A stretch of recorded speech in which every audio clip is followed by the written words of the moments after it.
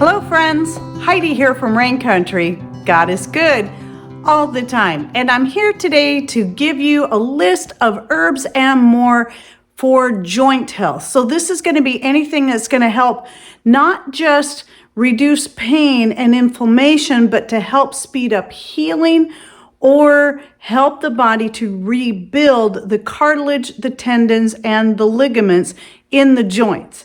So I am going to give you a bit of backstory first. So for those of you who are impatient and just want to get to the list, know that I'll be putting this in a written form and be linking to it in the description box down below, or you can just skip ahead in the video because some people appreciate this backstory and also the importance of how I gather my information.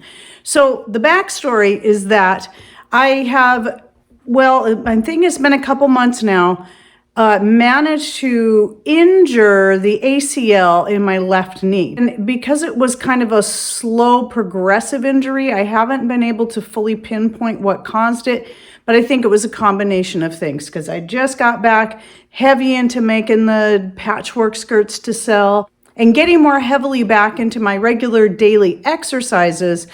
And I think it was just the combination of the different things that I was doing. And here's the important part I want people to understand is whenever you're trying to assess a condition, you don't always have to run to the doctor. It's good to get that opinion or to get whatever tests done, but there's a lot you might be surprised that you can do on your own with the right resources.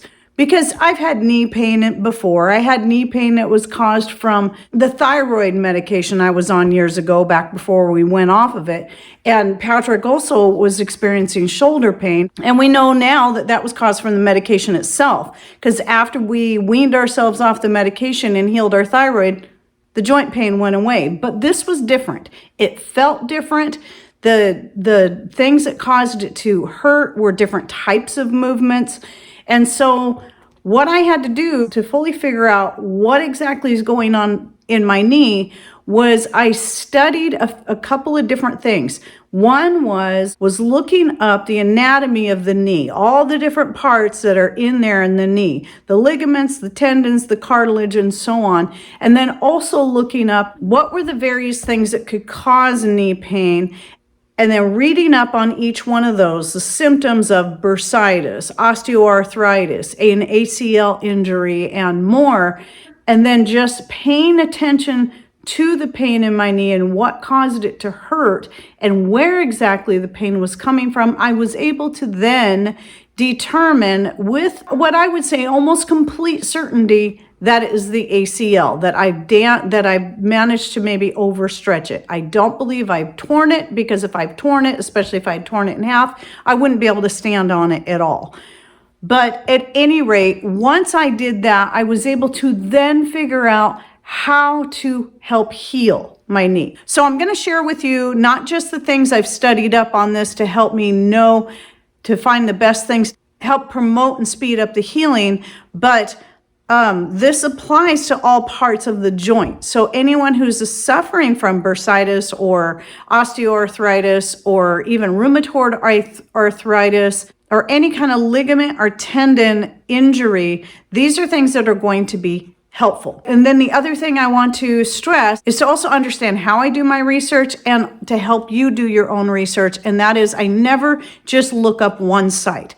And I try to cross-reference information from all different types of sources, be they fully natural, herbalist type sites, medical websites, the NIH, I'll back up, research into some of these different things. I'll look at that on there and then compile that information together. Now, if you'd like more detail on how to do your own research, I did a video just on that. So it can help you become more independent and looking things up for yourself, because I'm not a doctor. I don't know about every kind of sickness, ailment, and herb there is out there. I'm learning, and I'm learning all on my own, but I can't answer all the questions for everything. And for each individual person, it's going to be different what's going to work for you. This is also why I've been putting together lists like this, and then not only doing the video, but also publishing them in a written form so that you can just go copy it into your own document and you have that there, and then you can research each one for yourself from there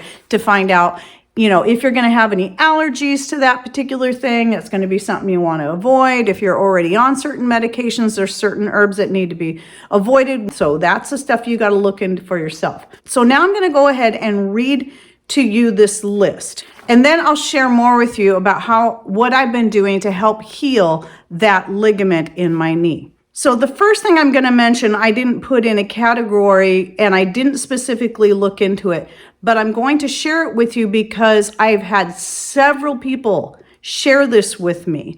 And this is on pokeberries, because I did a video about so-called toxic foods, and a lot of people are asking me about pokeberries, which I know nothing about, haven't researched. They don't grow wild around here, but I know in the southern states they do.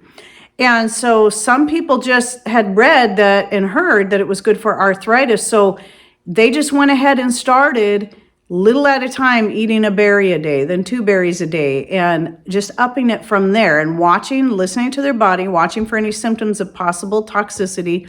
Never experienced any of that, but their arthritis did start to reverse. And if I understand, there was at least one person that completely healed them of their arthritis problems. So just something I'm going to recommend you look into for yourself, because I don't know enough about that. And it was not one of those within the list of items I had researched. So now for this first category, I'm going to read to you some herbs, and there's going to be various different ways you can take them. So you've got aloe vera. Now aloe vera, though I believe you could use it topically, it would probably be helpful. It's also something that you'd recommend taking it internally, like aloe vera juice or whatever. And just know it's bitter. It's pretty nasty tasting stuff. And then there's frankincense. And this can be, again, topically, so it can be added to a joint and muscle rub, used alone or at least in a carrier oil to rub into that area. And then taking internally, you always got to be careful, very, very tiny amounts. What I recommend, this is actually frankincense resin. So it has the oil in it, but it's the actual resin. And what I used to do with this, and it's just one of those things that got forgotten about, is I used to chew it like gum. So I'd take a few little pieces of the frankincense. I even did a video on this a while back and the benefits, and then we just chew it like gum. And so I'm going to start doing that again today. It's really good for your oral health. But because that frankincense in there is also good working from the inside out, healing such things, that's what I'm going to do. There's several herbs I'm going to mention here I'd actually never heard of. And so I'm just going to read them off, but I can't say anything about using them and how they work personally. There's cat's claw, horsetail. This is one I have been using. I've been adding it. I've been every few days making a tea with horsetail. Ginger, another one I've been making teas out of. Green tea, so those who like green tea, not me, but there's, drinking some of that green tea has got a lot of great health benefits. Thunder God vine, turmeric, and I've been taking this in capsule form because I don't like it in the form of a tea or an extract myself. White willow bark is another good one and really good for pain and inflammation. Ashwagandha, another one I've been taking. Guduchi. Again, don't forget to check out the list because I might not be pronouncing these right, but at least in there you can see the spelling. Stinging nettle, and another one I can add to teas. Valerian, which is something I do use but haven't really used it in this case. Comfrey, another one I've been making tea from. So maybe one night I'll have ginger tea with horsetail in it. Maybe another night I'll have like a cinnamon tea with comfrey in it. And then another night I might have mullein, which surprisingly I didn't get it on this list here. So I got to make sure I add that. But mullein leaf, another night mixed with some other spice just to give it flavor. And then another one I have here on the list is called Icarin. And so that's your herbs. Now I'm going to move on to some oils, and these would be ones that you would take more internally, like in a capsule form or a little teaspoon or whatever at a time. And that would be blackcurrant oil, flaxseed oil, and evening primrose oil. Now for some foods. So that would be pomegranate, avocado, oranges, and the oranges, I think this would apply to grapefruit and lemons and limes as well. I think it's anything really that's going to be high in vitamin C, because vitamin C is one of those that's really good at helping to promote healing to such things. Legumes, So peas, beans, lentils, nuts and seeds. Brussels sprouts is one that was specifically listed, but I think that's going to be really any green vegetable that's going to be high in vitamin K. And then you've got gelatin and bone broth. This is something else I've been using. I mean, gelatin comes from bone broth, but gelatin is more isolated from the bone broth itself. So I have an unflavored beef gelatin that I'll try to take 1 to 3 teaspoons of it per day just by adding it to some hot tea or coffee. And it's totally flavorless, so it doesn't change the flavor. And if you drink it while it's hot, it doesn't even change the thickness of it. And then brown rice is another good one. And then as far as supplements, so if you're wanting to add some supplements to help you heal, like, you know, a lot of these herbs I mentioned back here, like the turmeric and stuff, I take that actually in a homemade supplement form. But if you're going to go buy supplements, here's something you can look into, and that is resveratrol, which comes from blueberries, red grapes, raspberries, things like that. You're going to find that really high in a lot of your red berries and other fruits like that. Vitamin C, D, and K, and then diatomaceous earth. So that's something I did a video on a while back.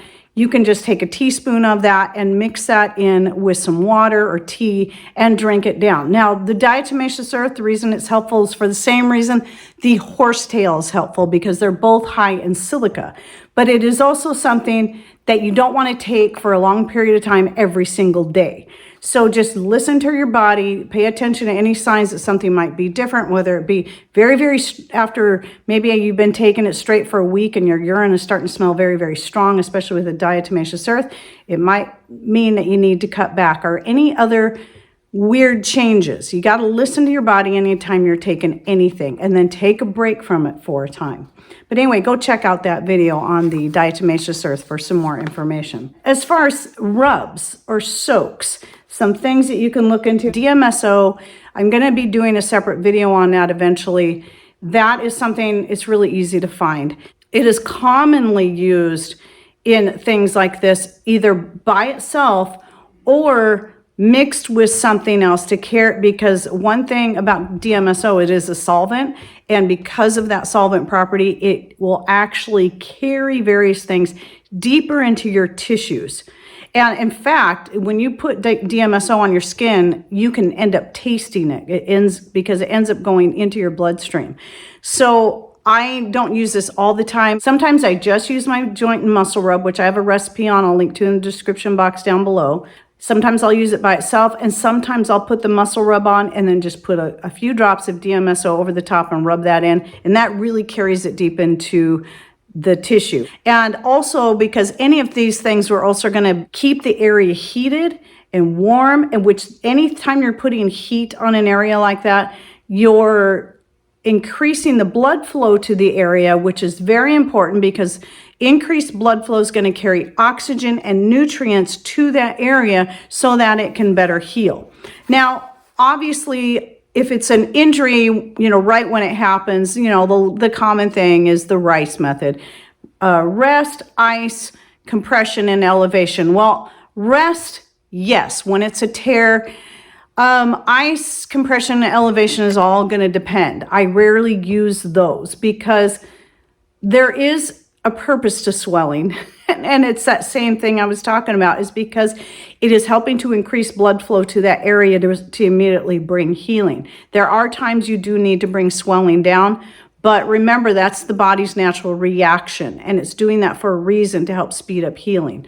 So since mine was a slow injury over time, I certainly didn't bother with ice. I went right to heat once I figured out that there's something wrong, I got to take care of it. And so I've been using one of my rice packs. I make these square rice packs, and then I make covers for them, and then I heat. This is the main reason we have a microwave, because microwave is best when you're talking about heating up any kind of rice, bean, or corn pack, because it holds the heat better than any other type of heating method. And so I get that nice and hot. I put it on the knee, both from the front, and then I also put it from underneath, so I can get that heat coming from both sides. And so there's that. I didn't even get that on my list, but I need to write that down too, so that I can make sure it gets on the printable list. And anyway, that doing that, heating it, I try to do it at least twice a day, morning and night, before I go to bed. Now, another great one is black seed oil. I've combined the black seed oil with the DMSO. At first, it felt great, and I can really feel it going deep into my knee. But when I did it too many times consecutively, it got to where it actually burnt. In fact, my skin on my knee got so hot that I was surprised it didn't start blistering. So be careful when you're talking about combining these. The DMSO with the black seed oil, once every other day at most. If you do it too many times in a row, it will get too hot and it will burn. So you gotta listen to your body. Some other things like a soak would be like a magnesium soak, and that could be using Epsom salts, or some people go with the magnesium flakes because those are higher in magnesium than Epsom salts. They're a little bit more expensive, but you're also getting more in there. So that's something to consider, and I'll link to the ones I have down below.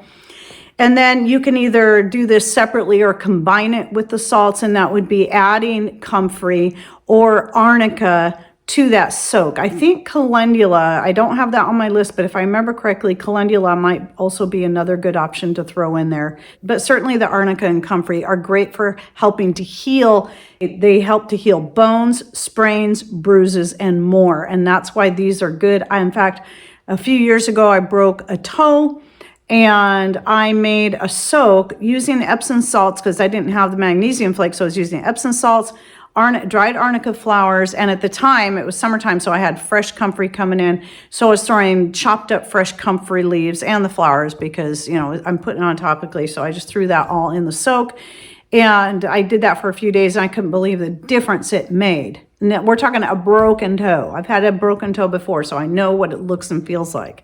And then a couple other things that should be obvious that we got to think about, especially when we're talking about knees or anything, ankles, anything where you have constant weight on them, is the importance of maintaining a healthy weight.